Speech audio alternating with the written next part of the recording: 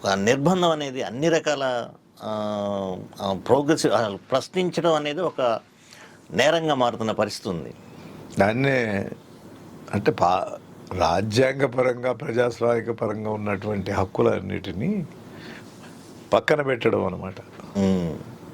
కాంగ్రెస్ ప్రభుత్వం ఉన్నప్పుడు కూడా ఇతర ప్రభుత్వాలు ఉన్నప్పుడు కూడా ఈ నిర్బంధాలు పెట్టారు, పెట్టలేదని కాదు.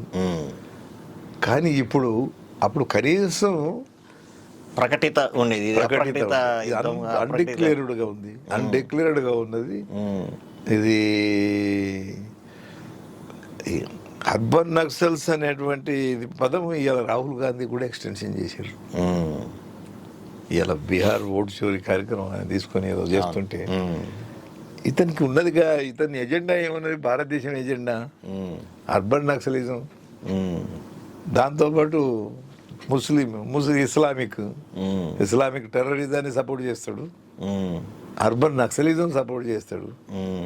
ఇతను భారతదేశం గురించి, భారత ప్రజాస్వామ్యం గురించి ఆలోచిస్తున్నాడు అని ఆయనను కూడా రేపు లోపడేసిన ఆశ్చర్యపడ అంటే రేపు రాసిస్ట్ నిర్బంధం వస్తే అపోజిషన్ లోపడేస్తారు కదా, వస్తారా? అపోజిషన్ కూడా అవకాశాలు ఉండవు.